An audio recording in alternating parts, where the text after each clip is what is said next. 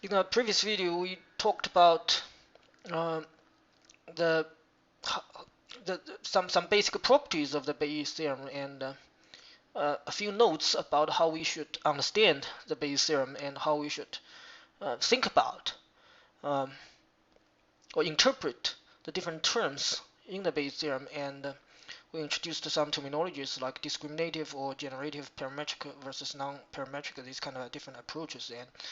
And in particular, we talked about the MAP rule, right? And we were saying that the MPA rule becomes the maximum likelihood rule if the prior for different models uh, is uniform, right?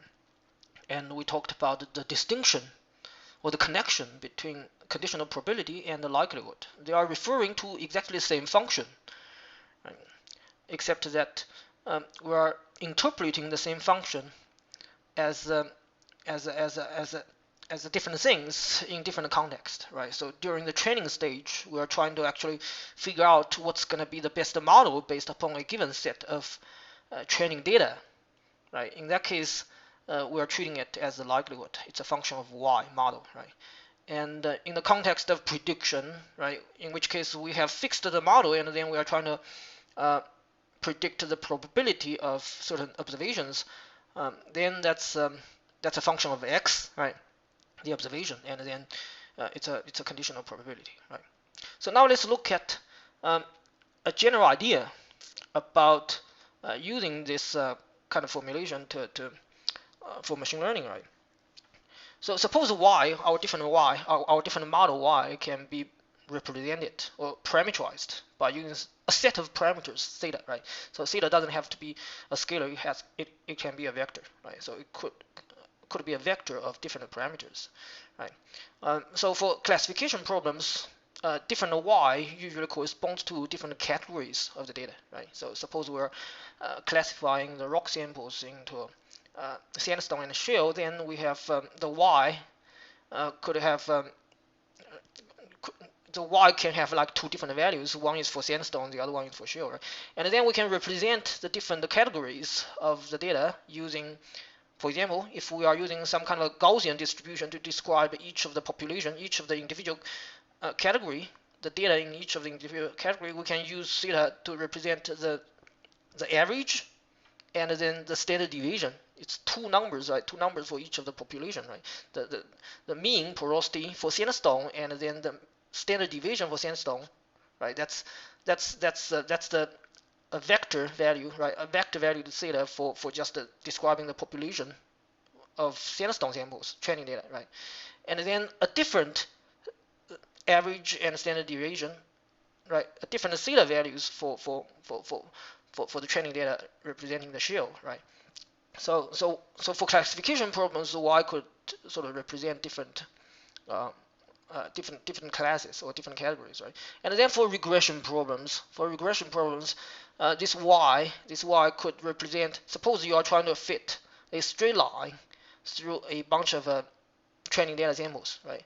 And then this straight line is represented by the interception, and then say the interception is b, and then the slope is a, right? So different model or different y is parameterized by different values of a and b, right? Um, and slope and intersect. So there are many different ways to try to actually parameterize the different models, right? The different models. So suppose we come up with a representation that includes a set of parameters that's called a theta, right? So now the conditional probability or likelihood given a set of training data. So x1, x2, xn, that's a set of training data, n training data, right? These training data do not have to be scalars. They can be vectors, right? X1 can be a vector with like 10,000 elements, right? 10,000 features. They call it. X2 is another vector with 10,000 elements, right? So each of the training data can be vectors, right? And then given a certain y, a certain value of theta, right? Given a certain model, that means given a set of theta, then this conditional probability can be represented as this multiplication of the probability for individual xi, for individual training data given a fixed theta, right? as the different training data are independent, right, and identical processes, right? So IID processes, right? So if all the independent, all the training data are obtained through a IID process, then we can write it as this multiplication, right? And because xi, the training data are given, so it's going to be a function of theta, right? So here we're actually doing this kind of training process, right? We're trying to actually find the best theta that's going to maximize this conditional probability for a set of training data, for a set of given training data, right? And then what's going to be the optimal theta, right? Let's denote this optimal theta as theta hat, right? And this theta hat is going to be the argmax of L theta. Argmax means I'm maximizing this L function, right? Using theta, and then the theta value that allows me to achieve a maximum for the L function is the theta hat. Right? And what's going to be the property for theta hat, right? What's going to be the property of theta hat? So the property of theta hat is that because it's a maximum of the L function, so partial L theta at the location of theta hat is going to equal to 0, right? That's the property of a maximum, right, from calculus, right? And in practice, we are not exactly using the likelihood itself, right? We are actually using most of the time, if not always, right? Most of the time, we're actually using the natural log of the likelihood function, right? So in that case, the reason that we are using the natural log is because, first of all, the natural log function is monotonic, which means what? Which means if theta hat is the maximum of L theta, it must be also the maximum of the natural log of L theta, right? So if you take a derivative with respect to theta for log L theta at the location of theta hat, it's also going to be a maximum, right? So it's also going to be, the derivative is also going to be 0, right? And if you actually take the natural log of this particular multiplication, then all the multiplication becomes summation, right? So instead of multiplying I from 1 to n, it becomes summation from I to 1 to n, this many training data. And then the individual conditional probability P xi theta, it takes a natural log on that, right? And the partial, so the partial derivative of this particular summation with respect to theta is supposed to be 0 at the location of theta hat, right? And that's going to give you a set of equations. That's going to give you a set of equations for you to actually solve for theta hat, right? What's going to be the exact value of theta hat if you want this particular equality to hold, right? And at this point you have to decide what's going to be your approach, right? Do you want to do a parametric way? Do you want to do a parametric approach, or do you want to use a non-parametric approach, that kind of thing, right? But we're going to start with a parametric approach. We're going to assume a certain form of the P, right? And we're going to assume the simplest one, which is actually Gaussian, right? The normal distribution, right? So we're going to start from a specific representation of this P, this conditional probability for xi, right? Xi. Every time you see xi, it means that it's a training data, right? It's a training data. It's not for prediction. Xi is for training data. It's given, right? And then the theta is just a vector of two numbers, mu and sigma. Maybe it's not two numbers, right, but two quantities, right? So depending upon is your Gaussian, how many is it a multi-dimensional Gaussian, right? So if xi has like two elements in a vector, right? It's a two vector. Then this particular function is gonna be a two-dimensional Gaussian, right? If xi is a scalar, then it's gonna be a scalar Gaussian, right? But suppose xi has the dimension of d, right? Then so for a multi-dimensional Gaussian, it looks like that. The function looks like that. It's 2 pi. D is the dimension of xi divided by 2, right? And then sigma, if it's a multi-dimensional, if it's a scalar Gaussian, then sigma is just a number. That's the standard deviation. Or no, not standard, but it's the variance, right? It's a square of the standard deviation. It's the variance, right? But if xi is a vector, then sigma is gonna be the covariance matrix, and in this case, these two bars, the absolute value, has to be interpreted as the determinant, the determinant of that covariance matrix, and then you take the determinant of the covariance matrix, and then that's a number. The determinant of a covariance matrix is going to be a number, and then you take the square root of that number, right? And it's going to be a positive number. And then that's the scaling factor, right? And then multiply with the exponential minus 1/2 xi subtract mu, right? So if xi is just a scalar, then mu is the average of all the of the distribution, right? But if xi is a vector, then mu is also going to be a vector. So vector subtract vector, then it's going to be a vector, right? So you take the transpose of that vector. So suppose your vector is a column vector. Transposing it, it becomes a row vector. Sigma is our covariance matrix, right? Covariance matrix, take the inverse. That's going to be also a matrix, right? If it's a multidimensional thing, right? So it's going to be a vector times a matrix times another vector, right? And by multiplying this vector matrix and vector together, you're going to get a scalar. And that scalar, that number, is going to be inserted into this exponential function. Before, of course, you have to sort of do a minus 1/2, right, on that scalar, right? And then that's going to give you the probability for xi given a certain theta and mu, mu and sigma, right? That's the form, that's the specific form of a multidimensional distribution, right? You don't have to use Gaussian, right? There are plenty of other choices for distributions, right? And you don't have to use just a single Gaussian, right? You could represent your underlying distribution as, for example, weighted superpositions of Gaussians, right? If your underlying distribution has multiple peaks, then using a single Gaussian to represent that distribution would be a very poor approximation, right? But you can represent this kind of multi-peak underlying distribution as superpositions or weighted superpositions of multiple Gaussians, right? And each of the Gaussian has its individual sigma and mu, right? In that case, you get something that's called a Gaussian mixture model, right? But if we have time, we'll get into that. But for now, let's content ourselves with just this kind of very simple form of Gaussian, right? And then in our coding examples, we're going to stick with this particular very simple Gaussian or multidimensional Gaussian distribution, right? And then if you actually stick this conditional probability back into this representation or this L theta representation or the natural log of L theta, what you're going to get is and then take derivatives with respect to theta, right? In our case, theta is mu and sigma, right?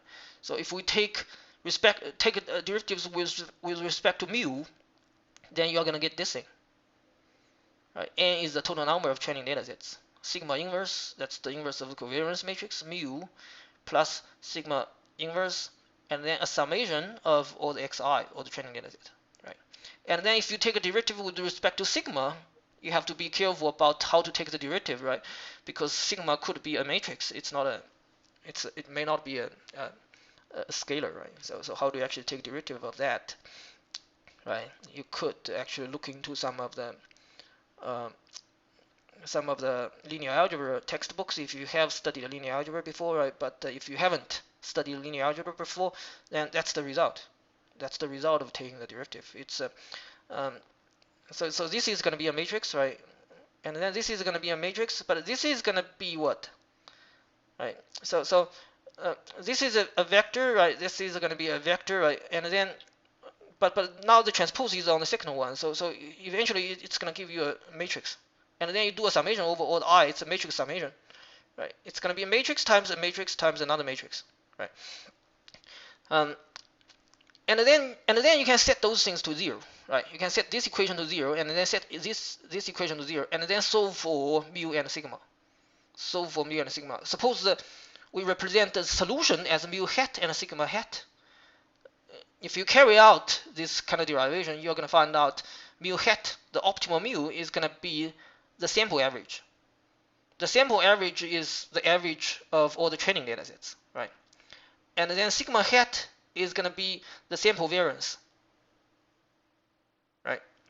The variance of the training data, right? So once you got the mu hat and the sigma hat, you have finished training process, because sigma hat and mu hat is the optimal model, based upon this particular assumption of the distribution, right?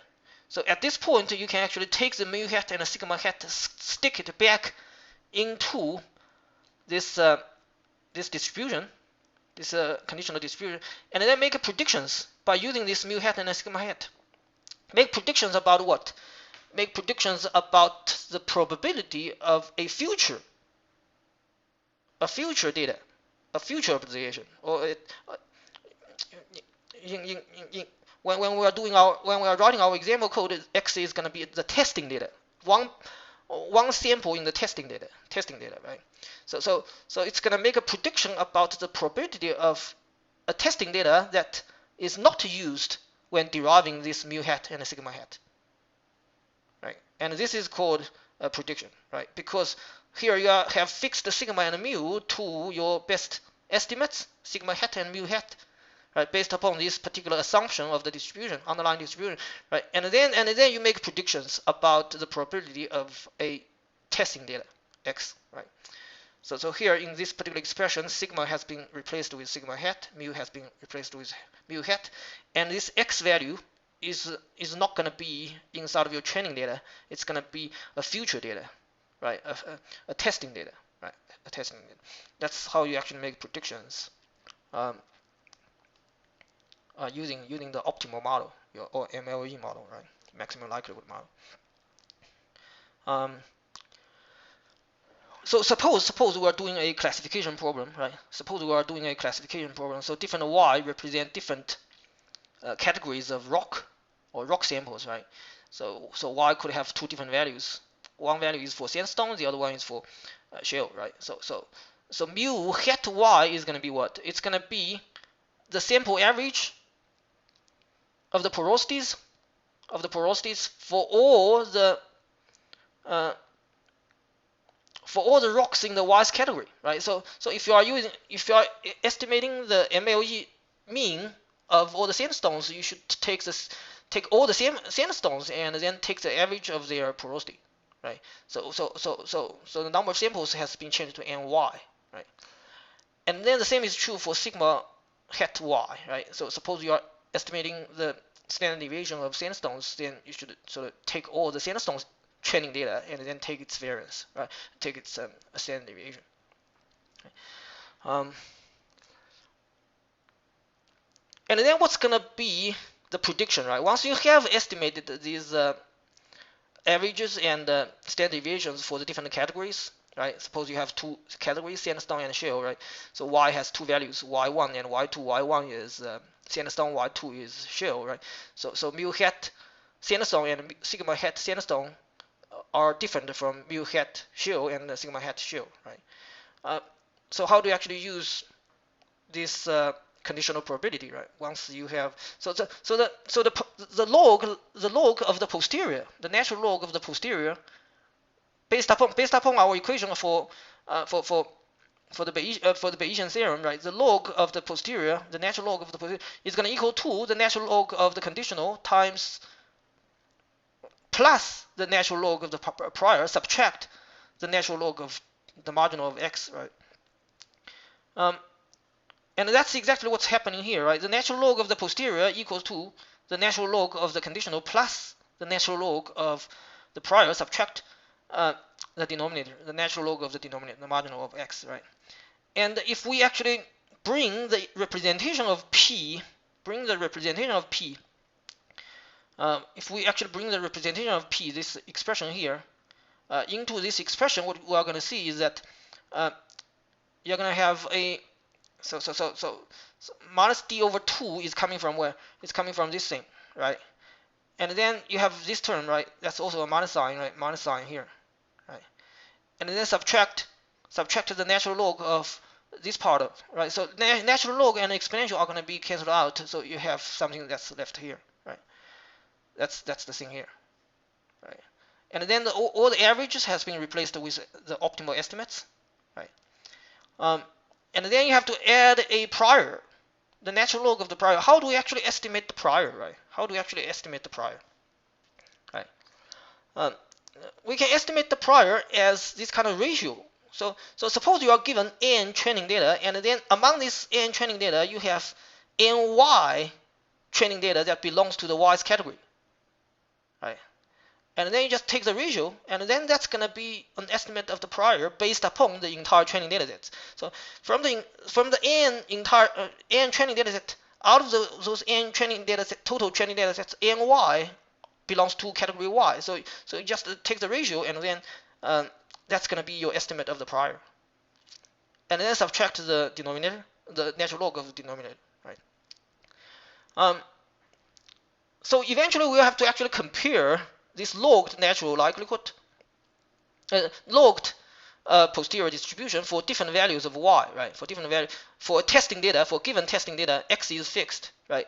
We have to compare this natural log of the posterior as a function of y, right?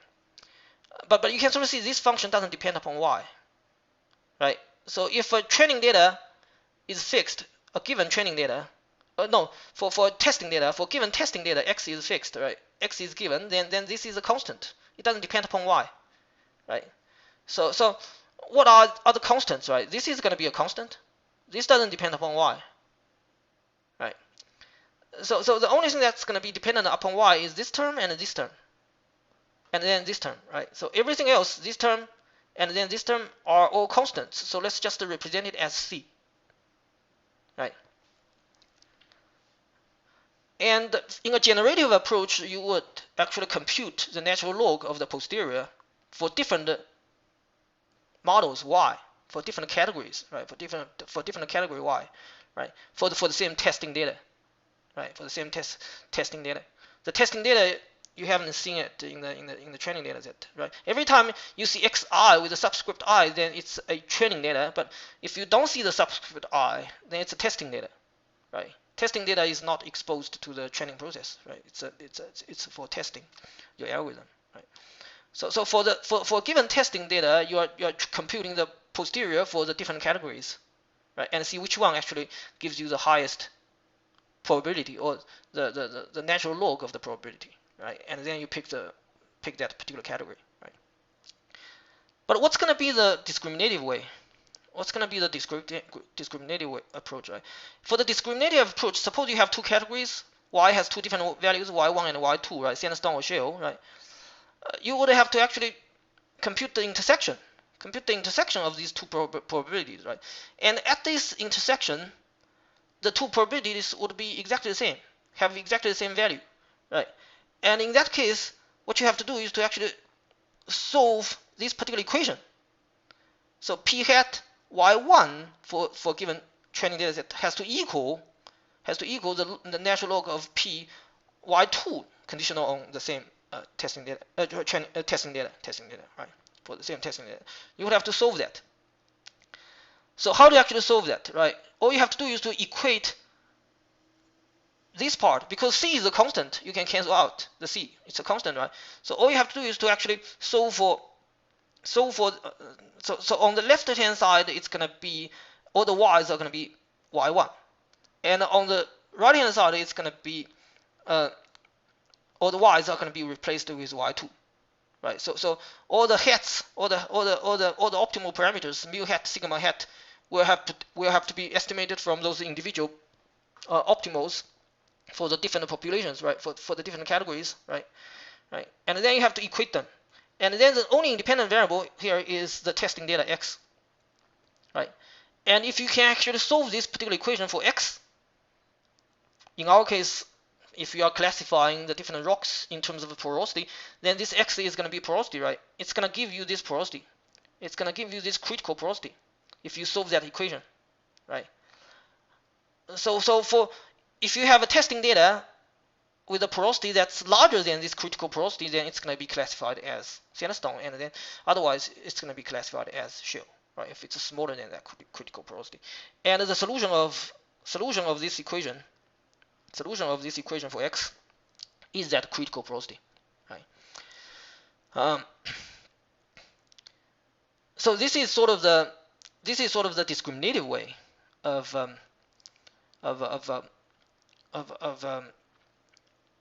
machine learning, right? All you have to do is to solve for that specific x, right? But you can sort of see it's a quadratic function of x here, right? If you are assuming it's a Gaussian distribution, if it's this kind of Gaussian distribution, then you end up with this kind of a quadratic equation, right? You end up with this quadratic equation, and this quadratic equation is actually quite difficult to solve. Of course, you can solve it, right? You can solve it, but it's going to involve some cost, except for very simple cases. For example, if x is one-dimensional, right? If x is one-dimensional, then it becomes just a second-order polynomial, and then you can solve for x, right? Solve for x by using fixed formula, right? But if x is actually multidimensional, then it's going to take a while for you to actually figure out what's going to be the solution, right? Can we do some simplifications, right?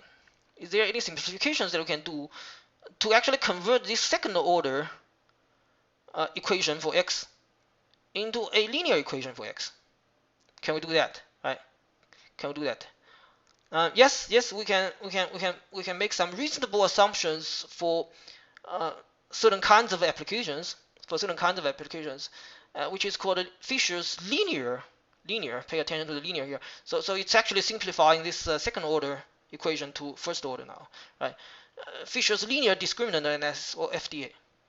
What's going to be the underlying assumption, right? The underlying assumption is that we are assuming that the standard deviation or covariance matrix for the different categories. So if you have just the two categories, then it's y1 and y2, right? But suppose you have C categories, this many categories. You have to assume that all the standard deviations or covariance matrices for all the different categories are identical to each other, and they equal to a common covariance matrix sigma.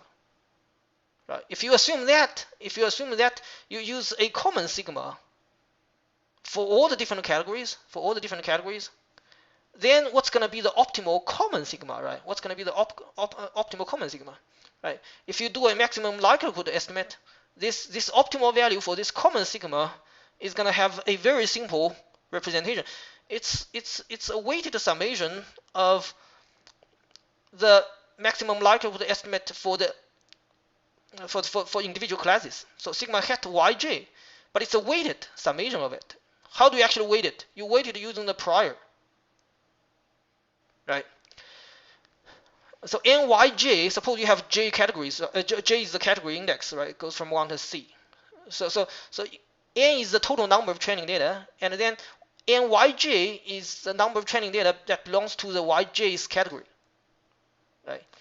You use that. That's your prior actually. So use your prior to weight the optimal estimates for individual categories, for the optimal covariance estimates for individual categories, and then do a summation of it. And that's going to be your maximum likelihood estimate of the common covariance matrix, right? And now suppose you have replaced all the covariance matrix sigma y with that common sigma. With that common sigma hat, right? So you get rid of the dependence on y. Then what's going to happen, right? Then the natural log of the posterior is going to equal to, you can expand this second order term, right? Right? This term stays the same, and then C is a constant, right? You can expand that, then you're going to get this term, right? That's a second order term, right? But this term is actually linear. It's a first order with respect to the testing data x, right? And then this is a constant term. It doesn't depend upon x, right? It depends upon y, certainly, right? Because mu, the average is still sort of different for different categories, right? Different for different classes, So you are just assuming a common covariance, but you have not assumed any common averages, right? For different categories. If you assume a common average, then it's not going to work, right? Because all the Gaussians are going to be centered at exactly the same location with exactly the same standard deviation or the same width. Then it's not going to work, right? Right. And then all the terms. This is actually so this is coming from here, right? Because sigma y has been replaced by sigma, the common sigma, right? So now you've got you've got this term, right? And then log ny over n plus the constant c, right? Now let's look at this particular equation, right?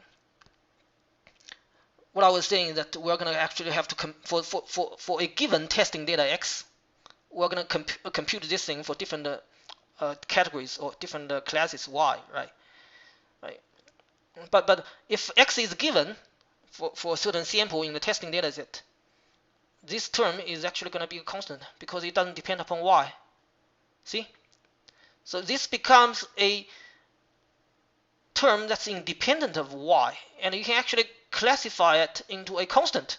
So all we have to do is to change c to c prime to absorb this particular constant term, right?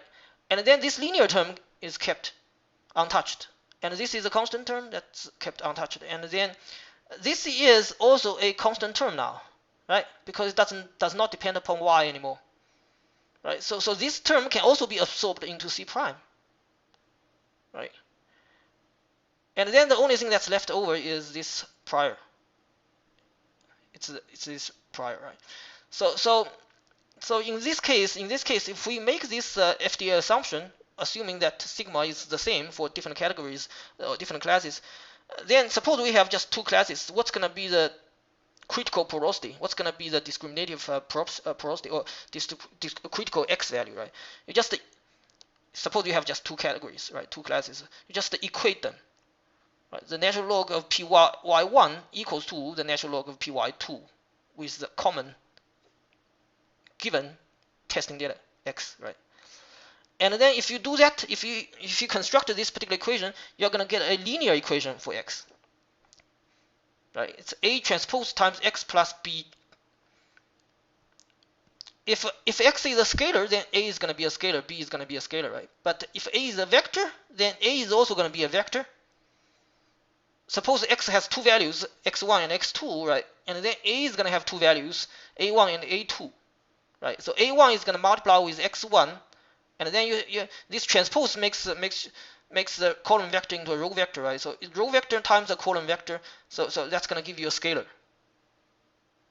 right? It's going to give you a scalar. Row vector times a column vector, that's going to give you a scalar, and it's going to be a1 times x1 plus a2 times x2, right? And then plus b hat equals to 0, right? And what's going to be the a hat, right? What's going to be the a hat? A hat is sigma inverse times the subtraction of the two averages, right? And then what's going to be the b hat, right? It's 1 half minus 1 half the average for y1 times the inverse of the covariance matrix, common covariance matrix times the average, right? So it's going to be a vector times a vector matrix times another vector, right? But it's transposed here, right? So it's the multiplication of these three terms is going to be a scalar, right? This scalar subtract the other scalar, it's going to give you a scalar, right? And then you add the ratio of the two priors, right? The n is going to be common, it's going to cancel out, so it's ny1 divided by ny2, and then you solve this equation. You solve this linear equation, right?